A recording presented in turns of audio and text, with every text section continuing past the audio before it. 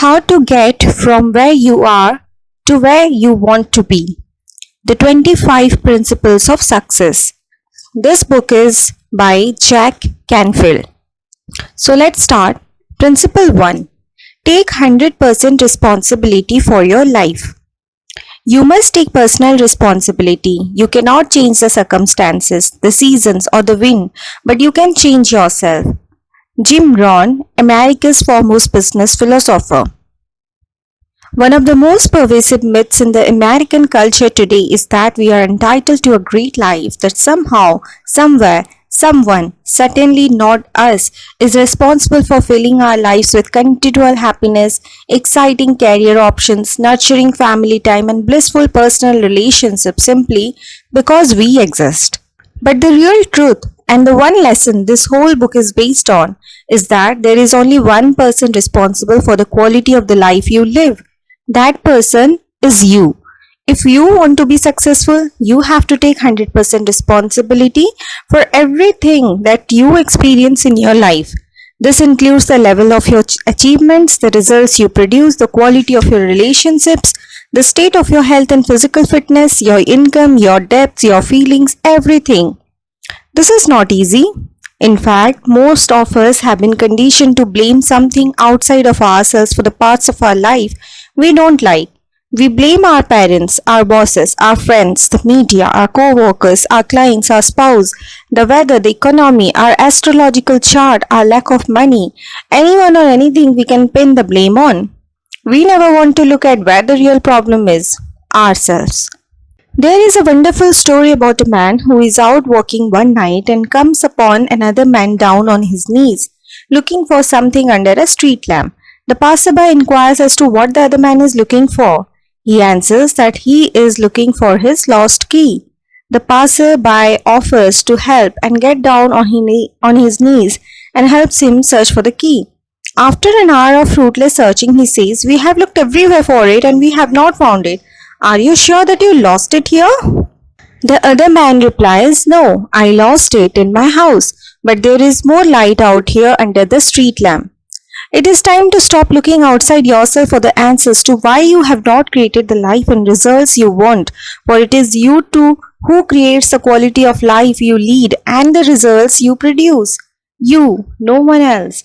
To achieve major success in life, to achieve those things that are most important to you, you must assume 100% responsibility for your life. Nothing less will do. 100% responsibility for everything.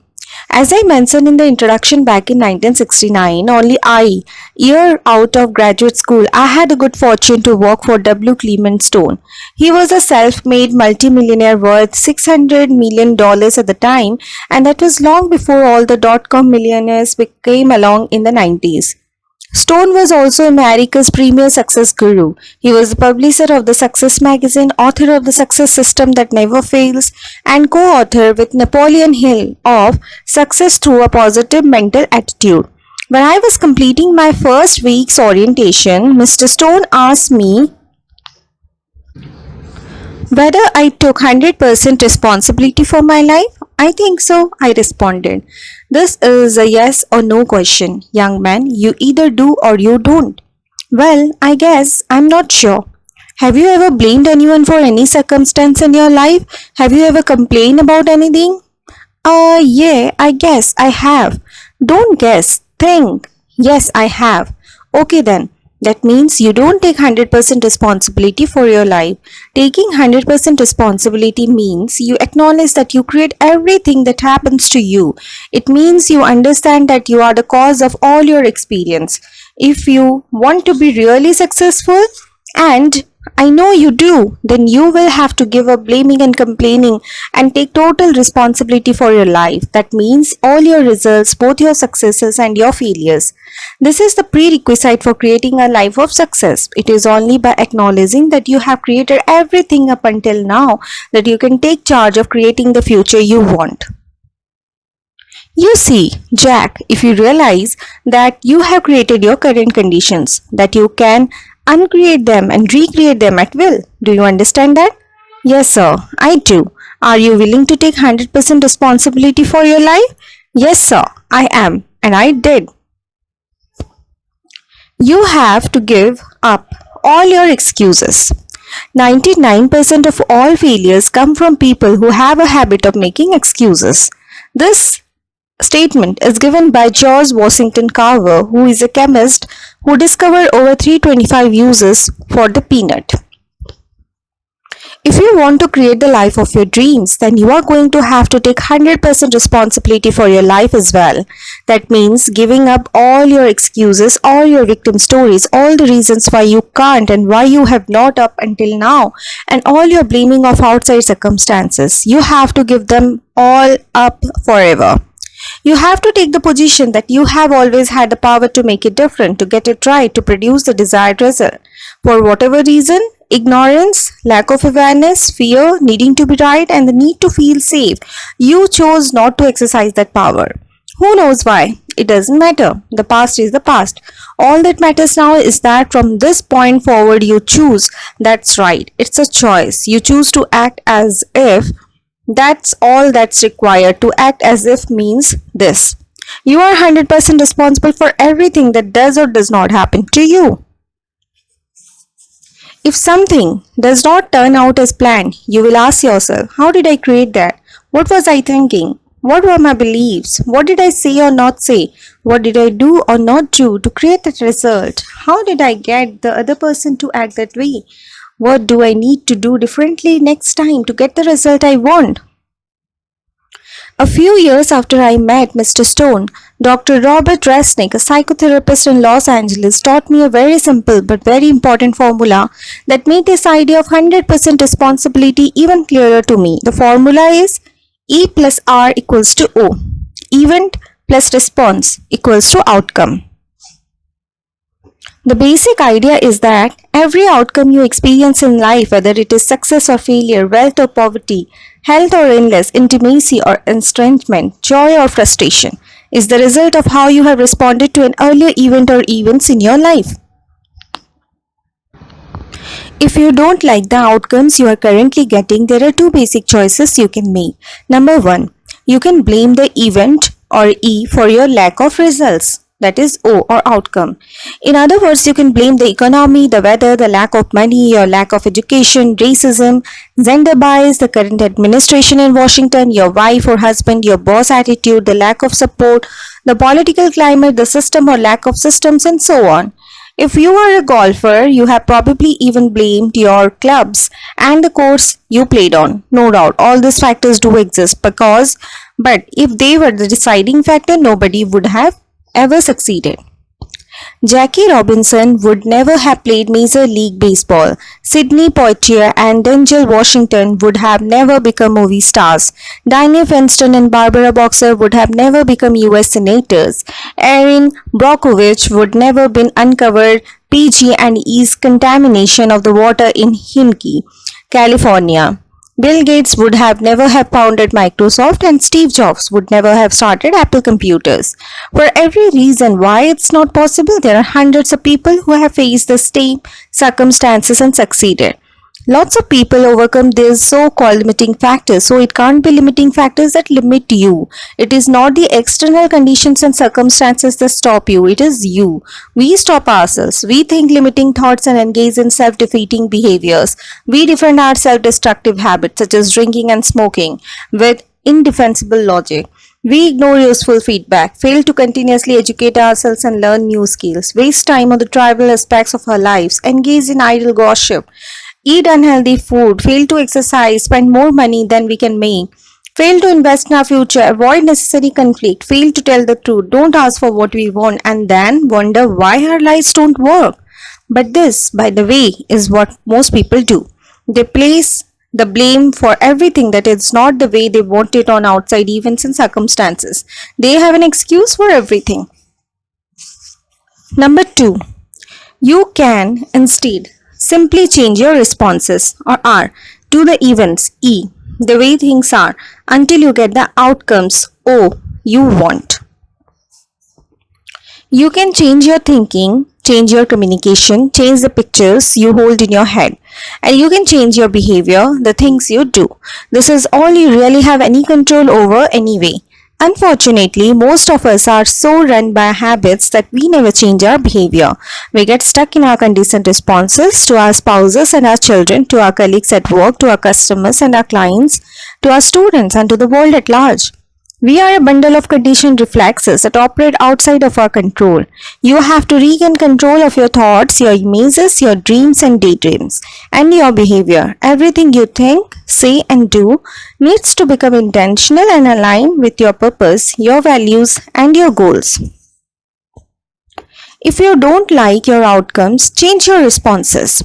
Let's look at some examples at how it works. Do you remember the Northridge Earthquake in 1994? Well, I do. I lived through it in Los Angeles.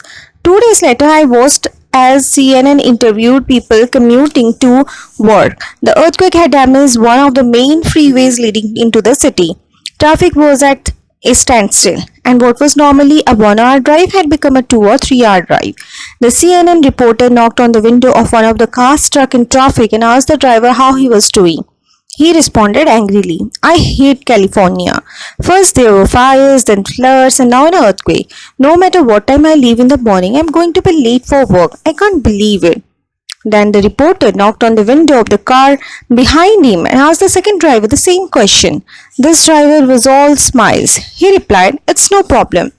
I left my house at 5 a.m. I don't think under the circumstances my boss can ask for more than that. I have lots of music cassettes and my Spanish language tapes with me. I have got my cell phone. I have coffee in a thermos, my lunch. I even brought a book to read, so I'm fine." Now, if the earthquake or the traffic were really the deciding variables, then everyone should have been angry. But everyone was not. It was their individual response to the traffic that gave them their particular outcome. It was thinking negative thoughts or thinking positive thoughts, leaving the house prepared or leaving the house unprepared that made the difference. It was all a matter of attitude and behavior that created their completely different experiences. I have heard there's going to be a recession. I have decided not to participate. A friend of mine owns a Lexus dealership in South California. When the Gulf War broke out, people stopped coming in to buy Lexuses or Lexi for any fellow Harvard graduates and Latin students out there. They knew that if they didn't change their response to the event of nobody coming into the showroom, they were going to slowly go out of business. Their normal response would have been to continue placing ads in the newspaper and on the radio, then wait for people to come into the dealership. But that was not working. The outcome, they were getting was a steady decrease in sales. So they tried a number of new things. The one that worked was driving a fleet of new cars out to where the rich people were, the country clubs, the marinas, polo grounds, parties in Beverly Hills and Westlake Village, and then inviting them to take a spin in a new Lexus. Now think about this. Have you ever test driven a new car and then got back into your old car? Remember that feeling of dissatisfaction you felt as you compared your old car to the new car you had just driven. Your old car was fine up until then, but suddenly you knew there was something better and you wanted it. The same thing happened with this. Folks, after test driving the new car, a high percentage of the people bought or leased a new Lexus.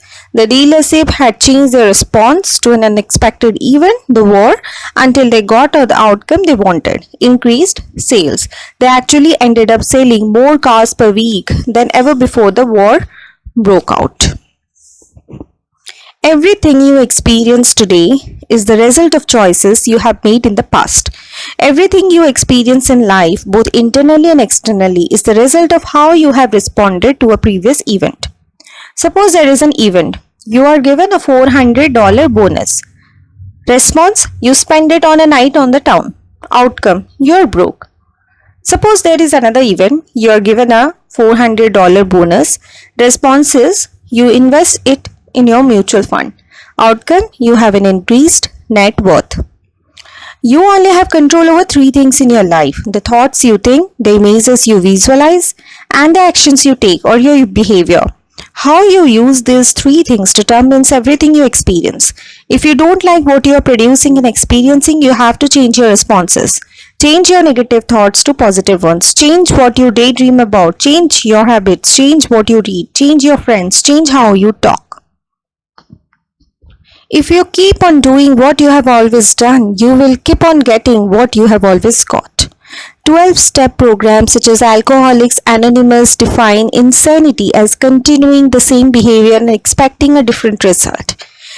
It ain't gonna happen. If you are an alcoholic and you keep on drinking, your life is not going to get any better. Likewise, if you continue your current behaviors, your life is not going to get any better either. The day you change your responses is the day your life will begin to get better. If what you are currently doing would produce the more and better than you are seeking in life, the more and better would have already shown up. If you want something different, you are going to have to do something different. You have to give up blaming. All blame is a waste of time, no matter how much fault you find with another and regardless of how much you blame him. It will not change. This statement is given by Wayne Dyer, who is a co-author of How to Get What You Really Want. You will never become successful as long as you continue to blame someone or something else for your lack of success. If you are going to be a winner, you have to acknowledge the truth. It is you who took the actions, thought the thoughts, created the feelings, and made the choices that got you to where you are now. It was you. You are the one who ate the junk food. You are the one who didn't say no. You are the one who took the job. You are the one who stayed in the job. You are the one who chose to believe them. You are the one who ignored your intuition. You are the one who abandoned your dream. You are the one who bought it. You are the one who didn't take care of it. You are the one who decided you had to do it alone. You are the one who trusted him, and you are the one who said yes to dogs. In short, you thought the thoughts, you created the feelings, you made the choice, and you said the words, and that's why you are where you are now. You have to give up complaining. The man who complains about the way the ball bounces is likely the one who dropped it. This statement is given by Lou Holt, who is the only coach in NCAA history to lead the 6 different college teams to postseason ball games and the winner of a national championship and coach of the year honors. Let's take a moment to really look at complaining. In order to complain about something or someone, you have to believe that something better exists. You have to have a reference point of something you prefer that you are not willing to take responsibility for creating. Let's look at that more closely. If you didn't believe there was something better possible, more money, a bigger house, a more fulfilling job, more fun, a more loving spouse, you could not complain. So you have this image of something better and you know you would prefer it, but you are unwilling to take the risk that would be required to create it. Think about this. People only complain about things they can do something about. We don't complain about the things we have no power over. Have you ever heard anyone complain about gravity? No, never. Have you ever seen an elderly person all bent over with age walking down the street complaining about gravity? Of course not. But why not? If it were not for gravity, people would not fall down on the stairs. Planes would not fall out of the sky. And we would not break any desserts. But nobody complains about it, and the reason is because gravity just exists. There is nothing anyone can do about gravity. So we just accept it. We know that complaining will not change it, so we don't complain about it. In fact, because it just is, we use gravity to our advantage. We build aqueducts down mountainsides to carry water to us, and we use drains to take away our waste. Even more interesting is that we choose to play with gravity to have fun with it. Almost every sport we play uses gravity. We skydive, high jump, throw the discus and the javelin, and play basketball, baseball, and golf, all of which require gravity. The circumstances you complain about are by their very nature situations you can change, but you have chosen not to. You can get a better job, find a more loving partner, make more money, live in a nicer house, live in a better neighborhood, and eat healthier food. But all of these things would require you to change. If you refer to the list found earlier in this chapter, you could learn to cook healthier food, say no in the face of peer pressure, quit and find a better job, take the time to conduct due diligence, trust your own gut feelings, go back to school to pursue your dream, take better care of your possessions, reach out for help, ask others to assist you, take a self-development class, sell or give away the dogs. But why don't you simply do those things? It's because they involve risk. You run the risk of being unemployed, left alone, or ridiculed and judged by others. You run the risk of failure, confrontation, or being wrong. You run the risk of your mother, your neighbors, or your spouse disapproving of you. Making a change might take effort, money, and time. It might be uncomfortable, difficult, or confusing, and so, to avoid risking any of those uncomfortable feelings and experiences, you stay put and complain about it. As I stated before, complaining means you have a reference point for something better that you would prefer, but that you are unwilling to take the risk of creating. Either accept that you are making the choice to stay where you are, take responsibility for your choice, and stop complaining, or take the risk of creating your life exactly the way you want it. If you want to get from where you are to where you want to be, of course, you are going to have taken that risk. So, make the decision to stop complaining, to stop spending time with complainers, and get on with creating the life of your dreams. You are complaining to the wrong person. Have you ever noticed that people almost always complain to the wrong people? To people who can't do anything about their complaint? They go to work and complain about their spouse. And then they come home and complain to their spouse about the people at work. Why? Because it's easier. It's less risky. It takes courage to tell your spouse that you are not happy with the way things are at home. It takes courage to ask for a behavioral change. It also takes courage to ask your boss to plan better so that you don't end up working every weekend. But only your boss can do anything about it. Your spouse can't. Learn to replace complaining with making requests and taking action that will achieve your desired outcomes. This is what successful people do. This is what works. If you find yourself in a situation you don't like, either work to make it better or leave. Do something to change it or get the heck out. Agree to work on the relationship or get a divorce. Work to improve working conditions or find a new job. Either way, you will get a change. As the old adage says, don't just sit there and complain, do something. And remember, it's up to you to make the change, to do something different. The world does not owe you anything, you have to create it. You either create or allow everything that happens to you. To be powerful, you need to take the position that you create or allow everything that happens to you. By create, I mean that you directly cause something to happen by your actions or inactions. If you walk up to a man in a bar who is bigger than you, has obviously been drinking for a long time, and say to him, "You are really ugly and stupid," and he jumps off the bar stool, hits you in the jaw, and you end up in the hospital. You created that. That's an easy to understand example. Here's one that may be harder to swallow. You work late every night. You come home tired and burned out. You eat dinner in a coma and then sit down in front of the television to watch a basketball game. You're too tired and stressed out to do anything else, like go for a walk or play with the kids. This goes on for years. Your wife asks you to talk to her. You say later. 3 years later, you come home to an empty house and note that she has left you and taken the kids. You created that one too. Other times, we simply allow things to happen to us by our inaction and our unwillingness to do what is necessary to create or maintain what you want. You didn't follow through on your threat to take away privileges if the kids didn't clean up after themselves, and now the house looks like a war zone. You didn't demand he join you in the counseling or leave the first time he hit you, so now you're still getting hit. You didn't attend any sales and motivational seminars because you were too busy, and now the new kid just won the top sales award.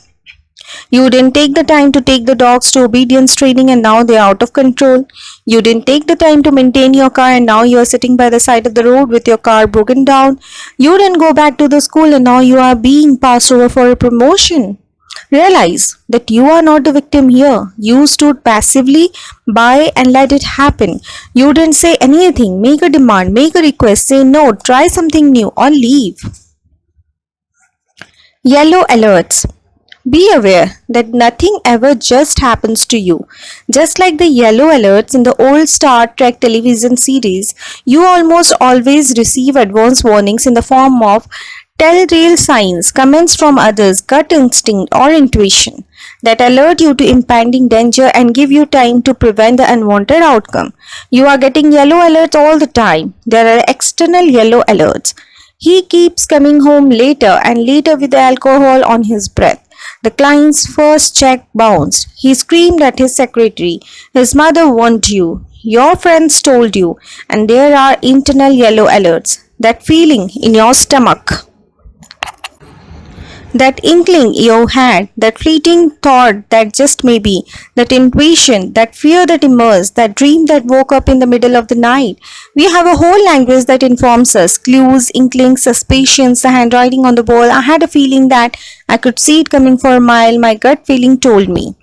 These alerts give you time to change your response in the E plus R equals to O equation. However, too many people ignore the yellow alerts because paying attention to them would require them to do something that is uncomfortable. It is uncomfortable to confront your spouse about the cigarettes in the ashtray that have lipstick on them.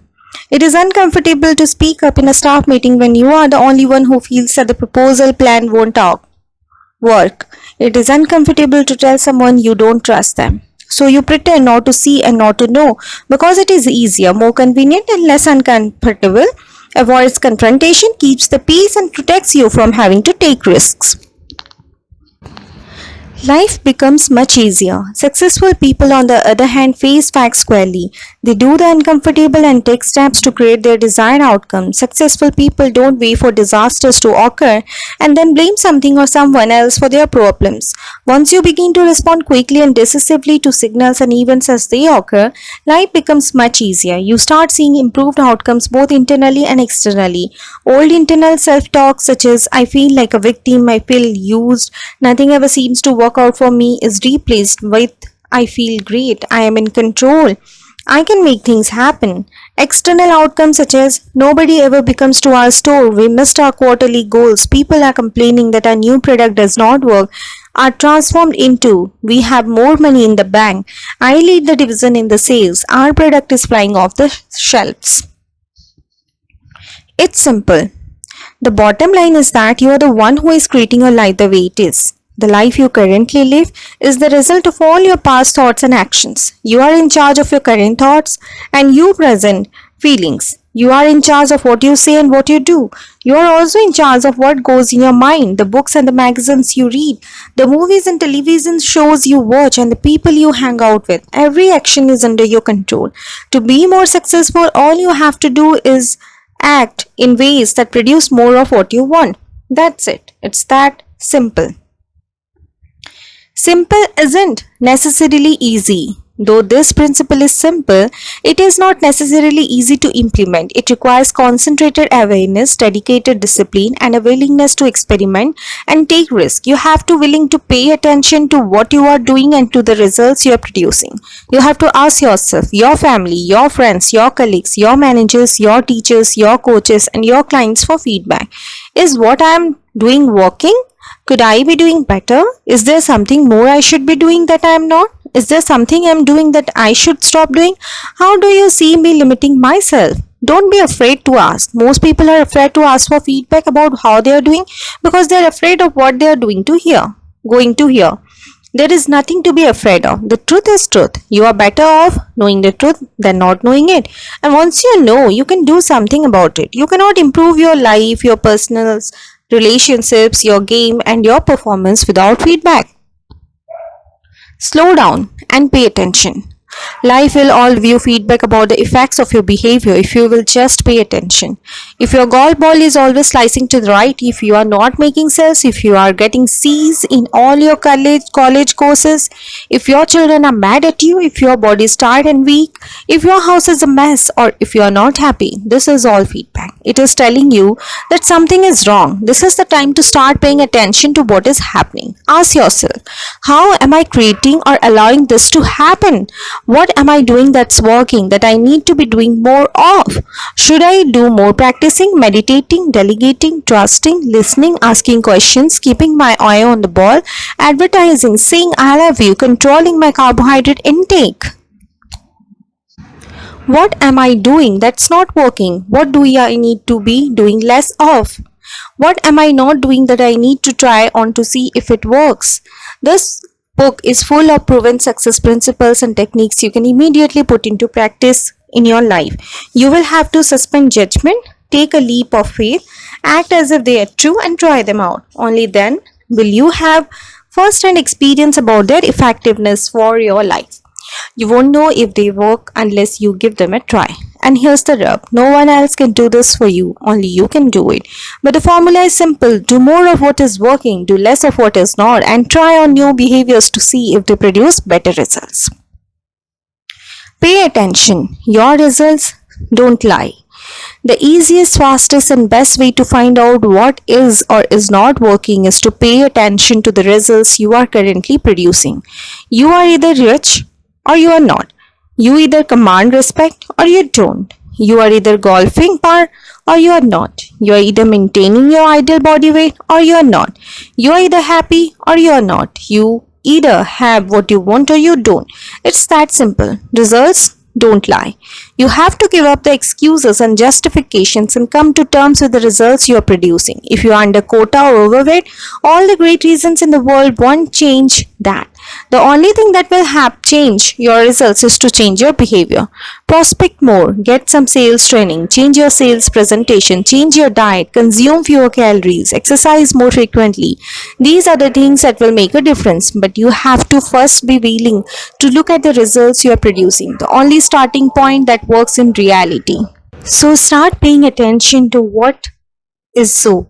Look around at your life and the people in it. Are you happy and they happy? Is there balance, beauty, comfort and ease? Do your systems work? Are you getting what you want? Is your net worth increasing? Are your grades satisfactory? Are you healthy, fit and pain-free? Are you getting better in all areas of your life? If not, then something needs to happen and only you can make it happen. Don't kid yourself. Be ruthlessly honest with yourself. Take your own inventory.